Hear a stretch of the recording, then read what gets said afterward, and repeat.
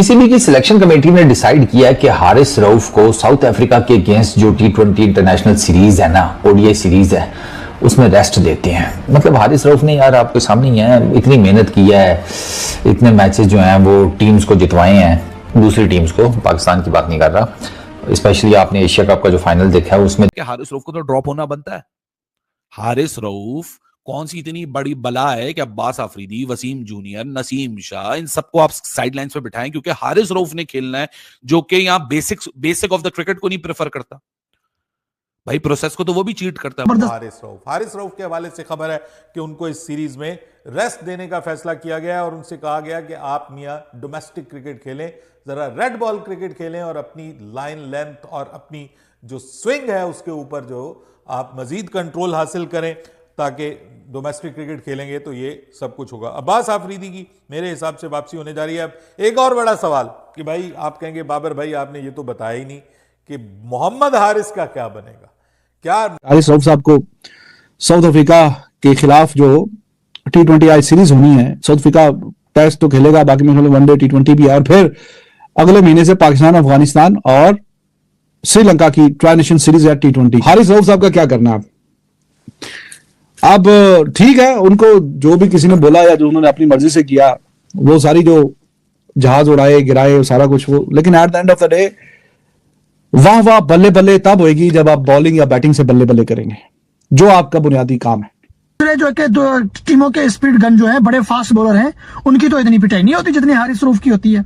शाहिनशाह अफरीदी, किसी जमाने में शाहिनशाह अफरीदी का खौफ हुआ करता था, आज शाहिनशाह अफरीदी 2022 के बाद जो है कि ऐसा लग रहा है कि बस मामूली बॉलर हमारे साथ चल रहा है।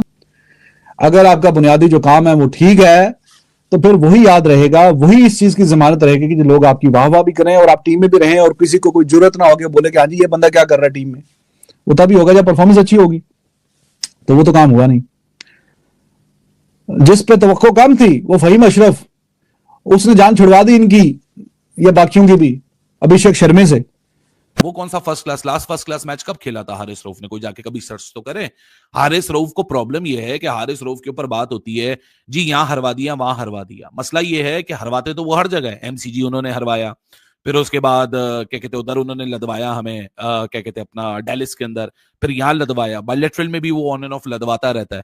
लेकिन ये जो पेस इनफैचुएशन है हमारी, पेस पेस पेस पेस अकेला तो कुछ भी नहीं कर सकती, ये तो वक्त बावक्त हर दफा साबित हो ही जाता है हारिस रऊफ के केस में कि जब आप वाइल्ड कैनन हो तो फिर आप वाइल्ड कैनन हो, आप बच्चों से भी पिटते हो, बड़ों से भी पिटते हो, क्योंकि आपके अंदर प्रॉब्लम्स है।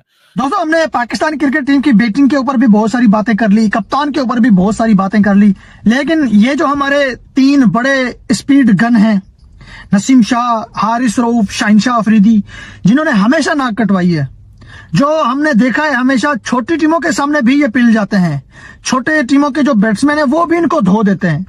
बड़ी टीमों के खिलाफ तो ये पिटते ही हैं, छोटी टीमों के खिलाफ भी हमने इनको पिटते देखा है। अगर ये थोड़ी बहुत अच्छी बॉलिंग करवाते हैं ना तो वो साउथ अफ्रीका में और जो है कि ऑस्ट्रेलिया में, बाकी कहीं भी हमने नहीं देखा कि इनकी अच्छी बॉलिंग चली हो।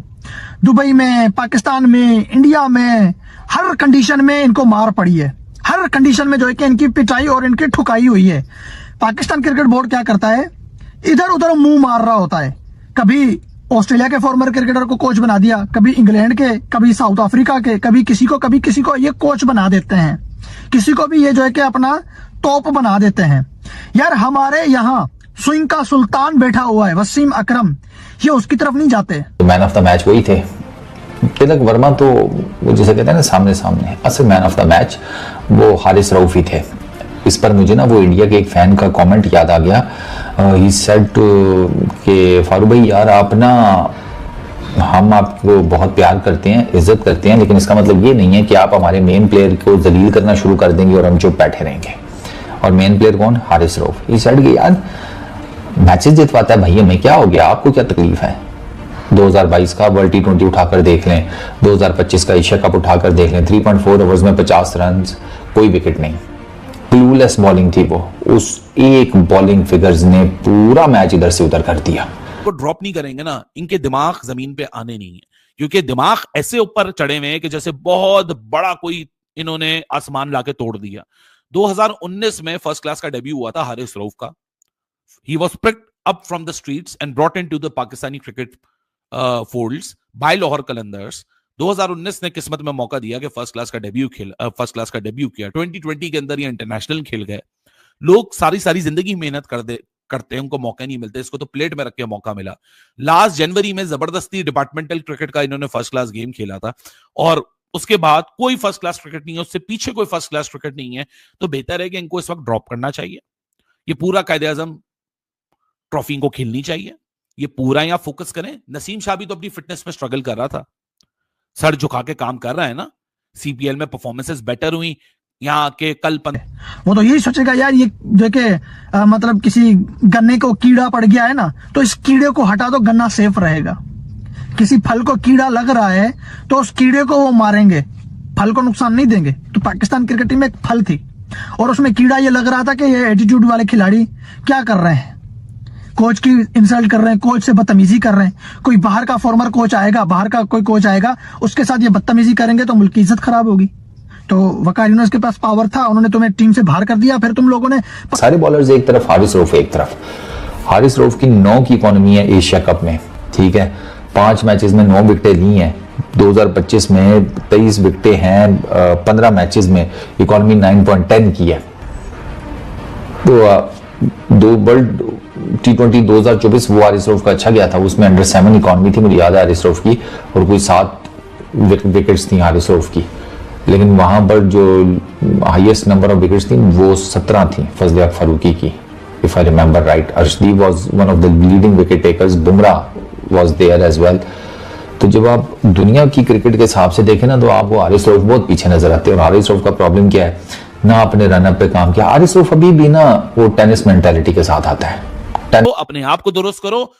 ये सबकी टीम है, जितनी आपकी टीम है उतनी बाबर की टीम है, उतनी शाहीन की टीम है, आपको भी मौका मिल जाएगा। लेकिन जब तक आप अपने आप को दुरुस्त नहीं कर सकते दोस्त, तब तक आप, I am pretty sorry to say, you can not be the part of Pakistan cricket team, because blunders आपने किए हैं, जबरदस्ती किसी ने कराई नहीं है। लेकिन सुभान अल्लाह, हमारा मीडिया वो भी ऐसा विक्टिम कार्ड खिलवाता है लोगों को कि भाई साहब बहुत बड़े कोई विक्टिम है हारिस रऊफ। नहीं जी, कोई विक्टिम नहीं है। He is a victim of his own arrogance, he is a victim of his own denial, he is a victim of his own mentality, जहां वो मेंटालिटी शॉर्टकट्स के ऊपर डिपेंडेंट थी कि शॉर्टकट लेके मैं कोई दुनिया का बहुत बड़ा परफॉर्मर बन जाऊं। आई एम सॉरी टू से, शॉर्टकट से कोई क्रिकेटर नहीं बन सका। हाँ, एक शॉर्ट स्पेन की परफॉर्मेंसेज हैं। इसके अलावा बाकी आप दुनिया की बड़ी टीम्स के अगेंस्ट देख लें, आपको हारिस रऊफ जो है वो स्ट्रगल ही करते हुए नजर आती है। कोई गिना चुना मैच हो किसी छोटी टीम के अगेंस्ट जितवा दिया, बड़ी टीम के अगेंस्ट कौन सा मैच याद आता है? ले दे के आपको ये ऑस्ट्रेलिया की सीरीज जो भी रिसेंट थी वही याद आएगी, और उसमें कुछ नहीं है। तो हारिस रऊफ को इसी वजह से ये जो परफॉर्मेंस नहीं हो रही ना, इसी वजह से हारिस रऊफ को उन्होंने बिठाने का फैसला किया है, और हारिस रऊफ की जगह वसीम जूनियर को जिसे कहने हैं कि चांस दिया जाएगा। इसके अलावा अब्बास अफरीदी और